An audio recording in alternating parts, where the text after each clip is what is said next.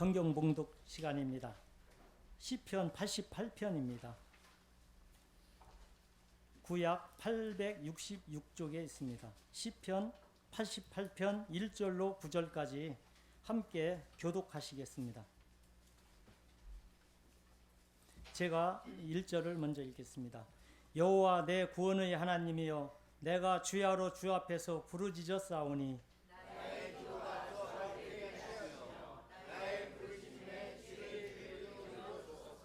무릇 나의 영혼에는 재난이 가득하며 나의 생명은 수월에 가까웠사오니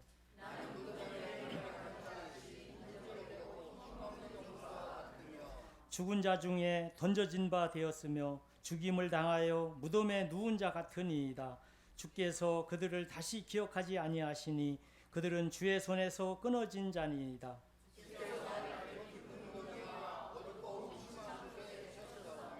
주의 노가 나를 심히 누르시고 주의 모든 파도가 나를 괴롭게 하셨나이다. 셀라.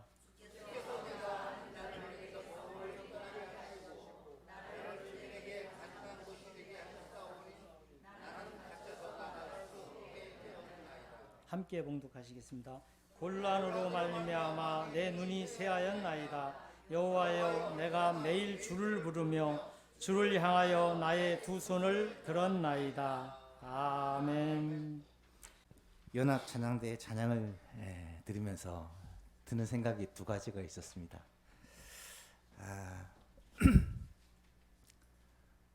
찬양대 원이 많으니까 예배자와 찬양대원이 비슷해요. 제가 살짝 세봤는데 우리 회중이 조금 더 많아요. 아직까지는 많습니다. 찬양대원들이 우리 반주팀까지 합히면 거의 25명, 거의 절반 가까이 되는 이 찬양대원이 앉으니까 참 좋네요. 어떤 생각을 했냐면, 이 찬양대가 실력도 중요하고 연습도 중요하고 영성도 중요합니다. 근데 제일 중요한 게 인원수인 것 같아요. 인원수가 많으니까 소리부터 다르고 가슴에 부딪혀오는 느낌도 전혀 다른 것 같네요. 어쨌든 오늘 두 찬양대, 우리 예수만교회 양대 기둥 할렐루야 마라나타가 함께 한 목소리로 찬양하니까 너무 아름다운 것 같고, 두 찬양대가 이렇게 함께 모이니까 시너지를 발휘하는지 목소리도 너무 아름답고 이렇게 하나님이 영광을 받으셨지 않을까 저는 확신을 합니다. 감사합니다. 성경에 찬양대가 있을까 궁금해서 좀 찾아봤는데 성경에도 찬양대가 나타납니다. 특별히 구약시대 찬양대는, 신약시대는 교회가 가정에서 모이다 보니까 이렇게 구성된 찬양대가 잘 나타나지 않는데, 이 구약의 성전에서의 찬양대는 성경에 분명히 기록이 되어 있습니다. 특별히 역대상을 읽어보면 이 찬양대 조직에 대해서, 구성에 대해서, 또 찬양대원 이름까지도 기록되어 있는 것을 보게 됩니다. 이 찬양대를 조직한 사람이 누구냐면 다윗 왕입니다. 이 다윗 왕은 이스라엘 왕이 되고 나서 어쩌면 제일 처음 한 것 중에 하나가 찬양대를 조직한 일이에요. 그 규모가 엄청납니다. 역대상 25장을 읽어보면 다윗이 장막에서 늘 찬양했던 찬양대원들이 기록이 되어 있는데요. 전부 레위인으로 구성된, 오늘날로 얘기하면 풀타임 사역자들로 구성된 찬양대원들이 24계열에서 각 12명씩 총 288명의 찬양대가 이 성전을 섬기는 봉사자로 있었습니다. 찬양하는 일만 전문적으로 하는 분들이 288명이었다는 거예요. 거기다가 이 찬양대원 외에 나팔, 피리, 비파, 수금, 소고, 현악, 퉁소, 재금 등 온갖 악기를 연주하는 악기팀이 또 따로 있었다라고 기록이 되어 있고, 이 찬양대를 리더하고 또 이 찬양대를 대장이라나 지휘라나 뭐 그런 역할을 하는 리더들이 3명이 이름이 나타나고 있습니다. 역대상 1장에서 9장 사이에 보면 이스라엘 백성들의 족보가 기록이 되어 있는데요. 그 중에서 이제 6장은 무려 1절까지 기록되어도 제일 깁니다. 이 6장에는 누구의 이름이 기록되냐면 레위인의 명단이 다 기록이 되어 있어요. 레위인의 이름이 기록된 가운데 눈에 띄는 것이 찬양 대원들입니다. 레위 지파 가운데서 찬양만을 위해서 따로 구별된 사람들이 있었는데 역대상 6장 31절 이렇게 기록이 되어 있어요. 언약궤가 평안을 얻었을 때에 다윗이 여호와의 성전에서 찬송하는 직분을 맡은 자들은 직분을 맡긴 자들은 아래와 같았더라 하면서 찬양대원들의 명단이 쭉 기록이 되어 있습니다. 다윗이 온 이스라엘의 왕이 된 후에 제일 먼저 한 일이 무엇이었느냐? 다윗은 여부수 사람들이 차지하고 있던 다윗성을 차지합니다. 그 당시에는 다윗성은 아니었죠. 그 성을 차지하고 이름을 다윗성이라고 부르는데 이 다윗성이 지금 예루살렘입니다.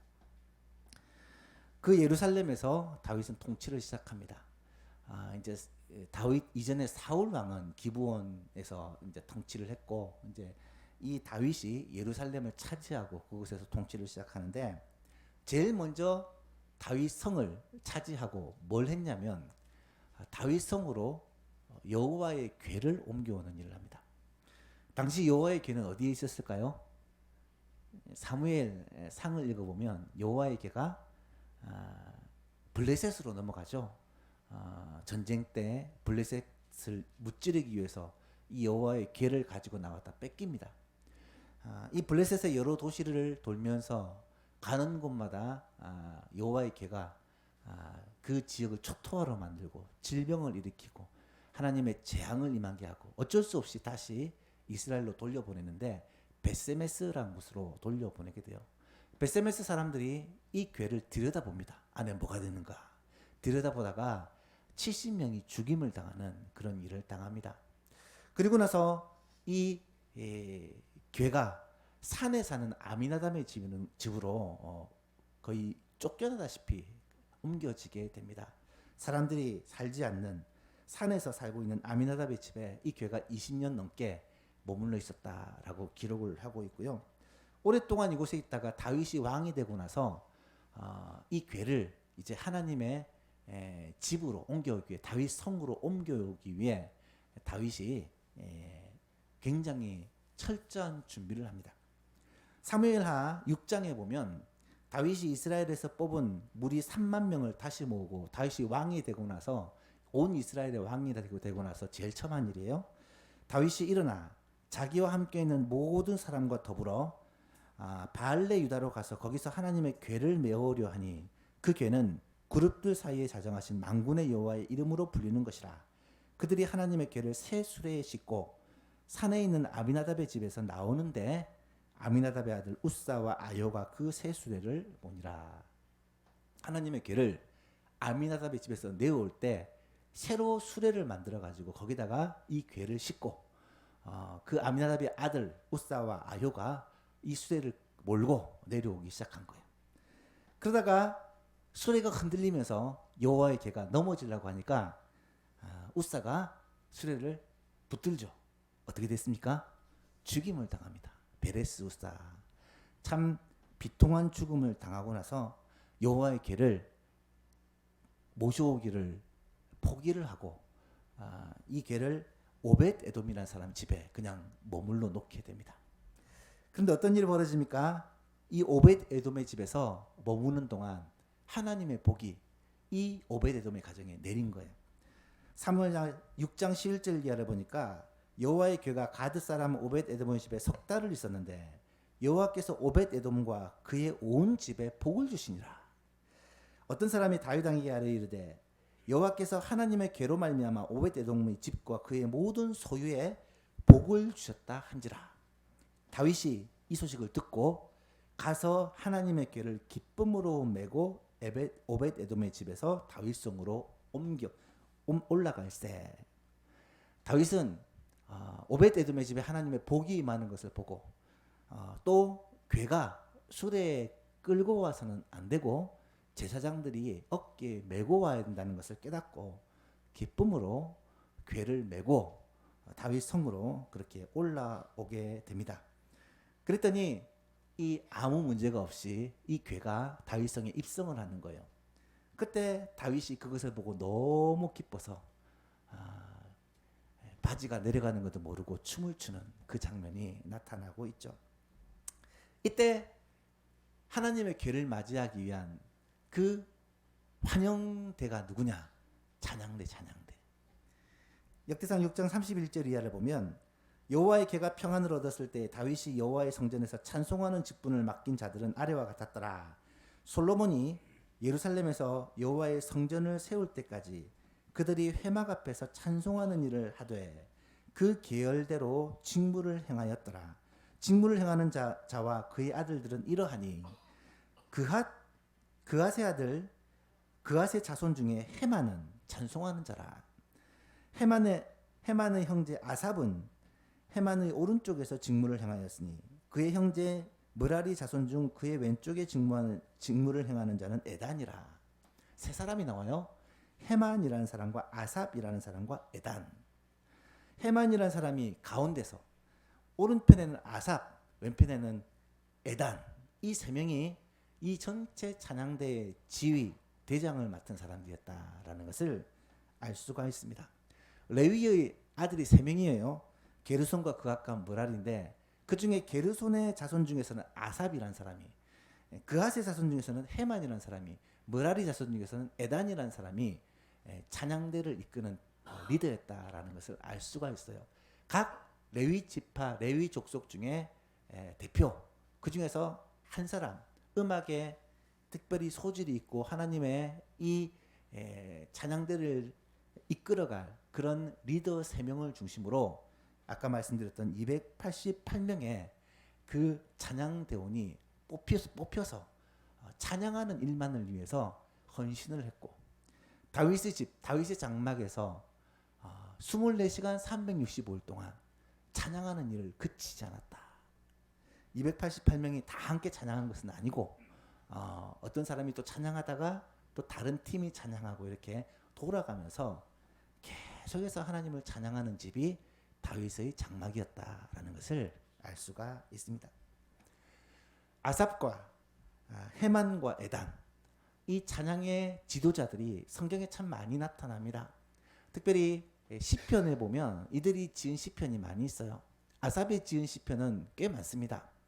특별히 73편부터 83편까지 11편이 아삽의 시편이고 그 외에도 아삽의 시편이 몇 개가 더 있어요. 그렇다면 헤만이나 에단이 지은 시편은 없었을까 찾아봤더니 있더라고요. 오늘 시편 88편이 헤만이 지었고 89편이 에단이 지었더라고요. 그래서 헤만이 지은 시편 88편의 내용이 뭘까 궁금해서 찾아보는 가운데 오늘 본문의 내용을 만나게 되었습니다. 시편 88편은 시의 종류를 따라 분류한다면 비탄시입니다. 비탄시. 비탄시는 슬픔 가운데 기록한 시예요. 성경에는 시편 가운데 비탄시가 참 많은데 그 중에서도 88편의 내용은 굉장히 애절하고 고통과 탄식이 가득한 비탄시라고 말씀드릴 수가 있습니다. 그런데 이 시편을 쭉 묵상하면서 느끼는 게 뭐냐면 그 고난과 비참한 상황 가운데서도 찬양하더라는 거예요. 사랑하는 예수님께서 여러분, 찬양은 기쁠 때 즐거울 때만 하는 게 아니라는 것을 깨달을 수 있기를 바랍니다. 찬양은 언제나 하는 거예요. 특별히 힘들 때, 고통 가운데, 이 88편의 내용을 보시면 병들었을 때, 이때도 하나님을 찬양하더라는 거예요. 물론 이 시편을 지은 헤만은 자신의 직분, 자신의 사명, 자신이 존재하는 이유가 하나님을 찬양하는 것이었기 때문에 직업으로 찬양했다고 생각할 수도 있습니다. 하지만 시편 88편을 쭉 읽어보십시오. 이 헤만의 마음은 어떤 상황 속에서도 내가 하나님을 바라보고 하나님을 찬양하겠습니다라는 그 마음의 결단과 결심이 있었고 그럴 힘을 하나님께서 주셨다라는 것을 깨닫게 합니다. 오늘 본문에 이 시인의 간절한 기도를 한번 보십시오. 1절 2절에 보니까 여호와여, 여호와 내 구원의 하나님이여, 내가 주야로 주 앞에서 부르짖사오니 나의 기도가 주 앞에 이르게 하시며 나의 부르짖음에 주여 주의 귀를 기울여 주소서. 간절한 기도가 쭉 이어지고 9절 하반절에 여호와여 내가 매일 주를 부르며 주를 향하여 나의 두 손을 들었나이다. 여호와여 내가 매일 주를 부르며, 이 말은 날마다 하나님을 찬양했다는 말이고 주를 향하여 나의 두 손을 들었습니다 라는 고백을 합니다. 여기서 주를 향하여 나의 두 손을 들었다는 말이 과연 어떤 의미일까? 오늘 본문을 묵상하면서 함께 생각해 보기를 원하고, 우리 찬양대원들이 먼저 이 다윗의 찬양대원과 같이 찬양을 위해 특별히 부름을 받고 택함을 받은 자로서, 뿐만 아니라 모든 성도들이 하나님을 영원롭게 하고 찬양하는 자로 살아가는 우리 모두가 이 해만이 고백했던 나의 두 손을 들었다는 이 고백을 우리의 마음과 우리의 삶으로 고백할 수 있는 은혜가 있기를 간절히 소원합니다. 첫 번째로 두 손을 들었다라는 말은 간절히 기도한다라는 의미입니다. 시편 88편은 말씀드렸지만 비탄시입니다. 왜 지금 비탄에 빠져 있느냐? 질병으로 인해서 비탄에 빠졌다고 볼 수 있습니다. 하나님께 벌을 받았는지 무슨 이유였는지 병에 걸렸는데 죽음 문턱까지 이르게 된 상황이라는 거예요. 시인의 당한 상황을 3절에서 9절 사이에서 우리가 충분히 그 상황을 알 수 있는데요. 3절에 무릇 나의 영혼에는 재난이 가득하며 나의 생명은 수월에 가까웠습니다. 수월은 무덤입니다. 죽기 직전까지 갔단 말이에요. 나는 무덤에 내려가는 자같이 인정되고 힘없는 용사 같으며, 무덤에 내려가는 것 같이 인정된단 말은 이제 다 죽었다, 거의 다 죽었다라는 말이에요. 죽은 자 가운데 던져진 바 되었으며 죽임을 당하여 무덤에 누운 자 같으니이다. 주께서 그들을 다시 기억하지 아니하시니 그들은 주의 손에서 끊어진 자이다. 여러분, 지금 시인이 당한 상황, 시인이 고백하는 이 비탄의 상황을 충분히 이해를 하실 것입니다. 6절에 보니까 주께서 나를 깊은 웅덩이와 어둡고 음침한 곳에 두셨사오며 주의 노가 나를 심히 누르시고 주의 모든 파도가 나를 괴롭게 하였나이다. 셀라. 주께서 내가 아는 자를 내게서 멀리 떠나게 하시고 나를 그들에게 가증한 것이 되게 하셨사오니 나는 갇혀서 나갈 수가 없게 되었나이다. 곤란으로 말미암아 내 눈이 쇠하였나이다.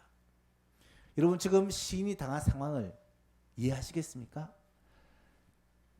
오래 아프다 보면 주위의 사람들이 다 떠납니다. 사랑했던 사람들, 친했던 사람들, 그들이 다 떠나고, 당시 이 질병은 죄의 결과로 하나님께 받은 징벌이라 생각했기 때문에 나를 하나님께 징벌받은 자로 가증히 여김을 당하게 되었다라고 자신의 상황을 설명합니다. 나는 도저히 갇혀있고 나갈 수가 없게 되었고 고개를 들고 살 수가 없게 되었고 몸도 아파 고난이지만 마음도 함께 상처를 받아 아픈 상태고 거기다 눈이 쇠하여져서 보지 못하는 이런 형편에 있다라는 말이에요. 그런데 그런 상황에서 지금 시인이 뭘 하냐면 9절 하반절에 여호와여 내가 매일 주를 부르며 주를 향하여 나의 두 손을 들었나이다. 이 말은 찬양한다는 의미도 되겠지만 하나님께 간절히 기도한다는 의미예요. 내가 이런 상황 속에, 이런 비참한 상황 속에, 이런 끔찍한 상황 속에 하나님 앞에 간절히 기도합니다. 주의 이름을 부르며 기도합니다. 몸에 병이 들고 사람들은 다 떠나고 오해를 받고 참 비참한 상황에 밖에 나다닐 수 없고 거기다가 사람들로부터 외면을 받고 죄인이라는 손가락질을 받는 이 시인이 처한 기가 막힌 상황 속에 하나님의 이름을 부르며 기도하고 하나님의 이름을 부르는 간절한 모습을 나의 두 손을 들므로 고백하고 있다는 거예요. 놀라운 사실은 그렇게 하나님 앞에 기도할 때 상상할 수 없는 놀라운 하나님의 은혜가 주어지더라는 거예요.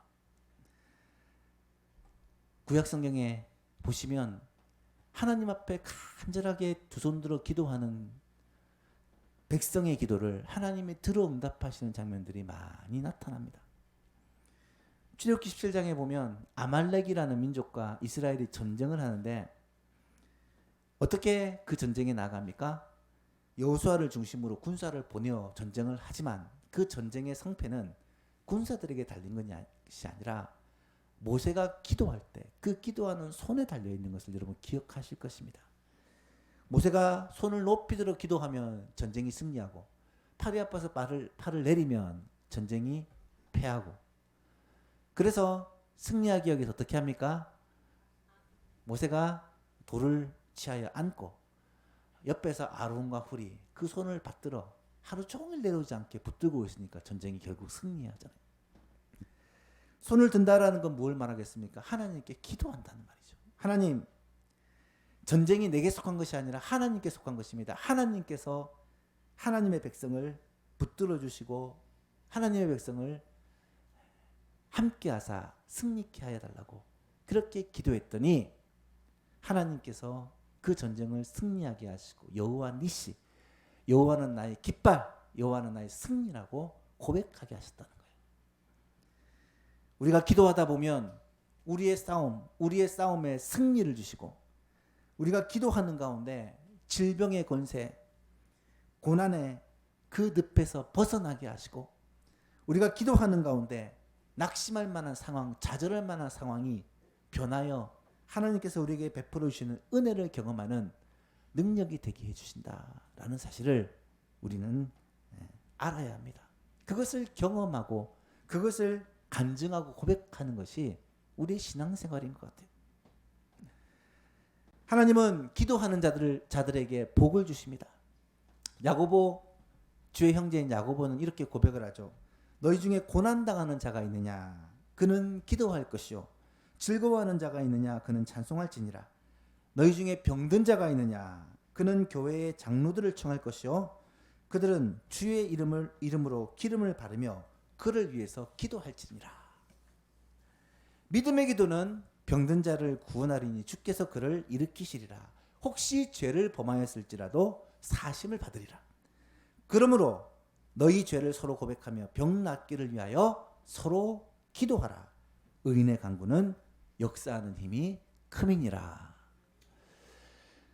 고난을 당할 때,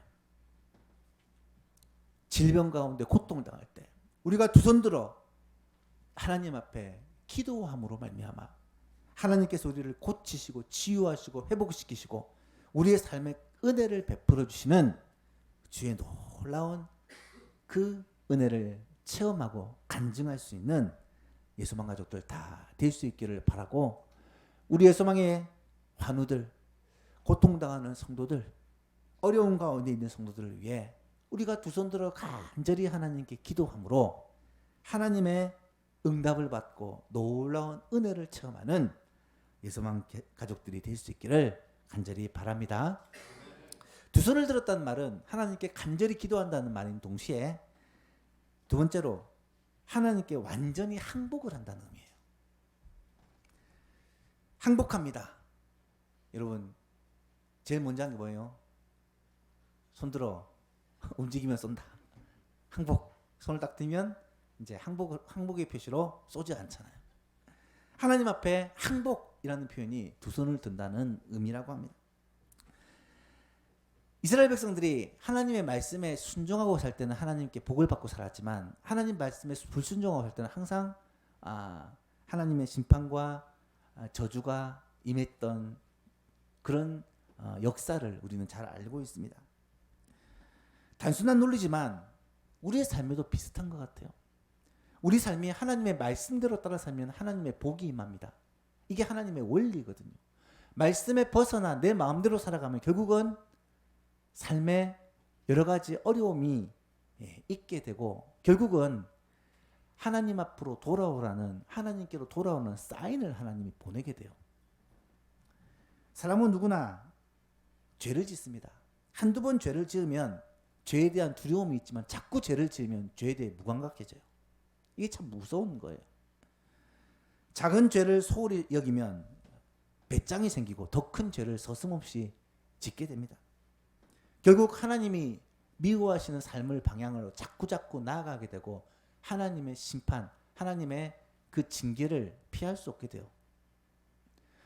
예를 들면 주일 성수, 주일은 하나님께 예배하는 날이에요. 물론 우리의 삶이 전부가 하나님을 예배하는 거지만 주일은 주의 백성이 함께 모여 예배하는 날로 하나님이 정해 주셨고 그 일에 최우선 순위를 두라고 분명히 말씀해 주셨어요. 그런데 한 번, 두 번 주일 예배를 빠지다 보면 주일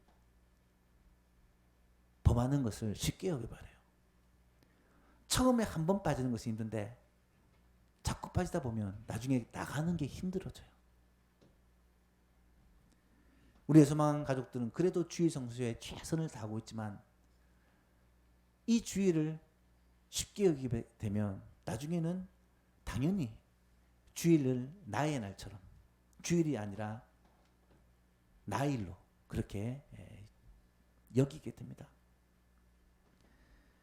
술을 마시거나 세상에 어떤 즐거운 오락을 쫓는 것도 마찬가지예요. 하나님이 기뻐하시는 일을 아닌 줄 알면서도 한 번, 두 번 행하다 보면 죄에 더 익숙하게 된다는 거예요. 그런데 이때 우리로 하여금 하나님의 뜻을 깨닫고 순종을 배우게 하는 것이 사실은 고난이라는 것입니다. 여러분, 죄의 길에서 하나님의 뜻대로 돌이키는 것이 우리의 의지와 우리의 그 지혜로 참 옮기기가 쉽지 않아요. 우리의 힘과 우리의 지혜와 우리의 능력과 수단 방법을 내려놓고 하나님 앞에 완전히 두 손 들고 항복하게 만드는 이 요소가 고난이라는 것이, 고난이 될 때가 많다는 것이에요. 죽음을 앞둔 환자에게는요, 모든 것을 다 내려놓는, 이제 내가 살 날이 얼마 안 남았다고 생각하면 내가 그렇게 붙잡고 욕심을 부렸던 것도 다 내려놓게 되어 있어요. 고난을 통해서 하나님은 우리를 하나님 앞에 항복하게 하시는 훈련을 하게 합니다. 지금 시인은 엄청난 고난 속에 어쩌면 삶의 날이 얼마 남지 않았다, 이제는 내가 무덤에 누워있는 자와 같다고 느껴질 때 하나님 앞에 완전히 항복을 하는 거예요. 하나님께 다 맡깁니다. 주의 뜻대로 이루어 주옵소서. 13절에 보니까 여호와여 오직 내가 주께 부르짖었사오니 아침에 나의 기도가 주의 앞에 이르렀나이다. 이 무슨 말이냐면요, 밤새도록 하나님께 기도했다는 것이고요, 아침이 되어 하나님께서 내 기도를 들으시고 응답했다는 말이에요.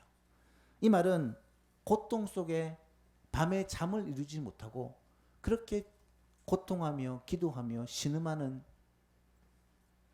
이 시인에게 하나님이 아침에 하나님의 음성으로 답을 주셨다는 거예요. 하나님 앞에 완전히 포기하고 항복하고 다 내 계획과 내 계산과 나의 수단 방법을 다 내려놓았을 때 마지막에 하나님께서 내게 응답을 주셨다는 말입니다. 사랑하는 예수만교회 성도 여러분, 진짜 신앙은 하나님 앞에 두 손 들고 항복하는 것입니다.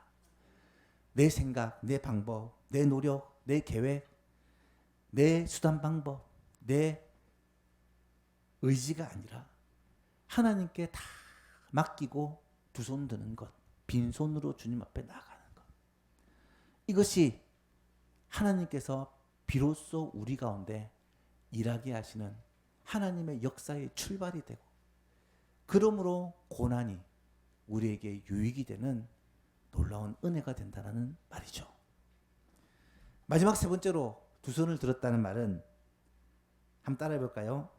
그럼에도 불구하고 하나님께 영광을 돌린다는 뜻입니다. 해만이 찬양대 대장으로, 찬양대 리더로 이런 시위를 지은 상황을 우리가 시편을 통해서 알 수 있는데, 하나님께 간절히 기도하고 그래도 어쩔 수 없자 하나님 앞에 완전히 항복을 하고 그리고 마음에 하나님께서 응답을 해주시니까 해만이 뭘 고백하냐면 그럼에도 불구하고 하나님께 영광 돌리기를 원합니다. 여러분 이게 진짜 찬양대예요. 이게 진짜 찬양하는 사람의 삶입니다. 성도의 삶은 하나님께 영광 돌리는 것이 우리의 삶의 궁극적인 목표예요. 하나님은 그의 자녀들이 거룩한 손을 들고 하나님께 기도하기를 원하신다. 디모데전서 2장 8절에는 이렇게 말씀하고 있어요. 그러므로 각 처에서 남자들이 분노와 다툼이 없이 거룩한 손을 들어 기도하기를 원하노라. 분노와 다툼은 뭐냐면 내 힘으로 해보려는 노력을 말해요. 고통스러운 환경 속에서 나의 반응입니다. 분노하기도 하고 막 화내기도 하고 내 힘으로 이것을 극복해 보려고 막 발버둥 치기도 하고 사람들과 다투기도 하고 하지만 하나님이 원하시는 삶은 이런 고난과 이런 역경을 통하여 무엇을 원하시느냐? 우리의 삶이 내게 달리는 것이 아니라 하나님께 있다라는 것을 고백하게 하시고 두 손 들고 하나님 앞에 나아가 하나님의 도움을 구하며 기도하기를 원하신다는 거예요. 분노와 다툼이 아니라 하나님께 기도하고 하나님을 찬양하고 하나님께 영광 돌리는 삶을 살기를 간절히 원하고 계시다는 거예요. 오늘 시인 해만이 그렇게 했다는 거예요. 9절에 보십시오. 곤란으로 말미암아 내 눈이 쇠하였나이다. 여호와여 내가 매일 주를 부르며 주를 향하여 두 손을 들었나이다. 앞의 내용과 너무 연결이 안 되는 것 같잖아요. 죽기 직전까지 이르러서 너무 고통스러워서 밤에 잠을 이루지 못하고 무덤 속에 누워있는 자와 같은 내가 매일 주를 부르며 주를 향하여 나의 두 손을 들었습니다. 하나님께 기도하고 하나님께 항복하고 하나님께 영광을 돌립니다. 사랑하는 예수만교회 성도 여러분, 이 해만의 마음, 이 중심이 오늘 우리의 마음, 우리의 중심이 될 수 있기를 축복합니다. 어떤 환경과 어떤 상황 속에서도 환경과 상황을 극복하고 하나님 앞에 영광 돌리고 주께 찬송하는 삶. 우리의 찬양은 찬양대에서만 하는 찬양이 아니라 삶에서 하는 찬양이 될 수 있기를 간절히 바랍니다. 좋을 때 기쁠 때만 하는 찬양이 아니라 절망적인 상황, 비참한 상황 속에서도 끊이지 않는 찬송이 될 수 있기를 바랍니다.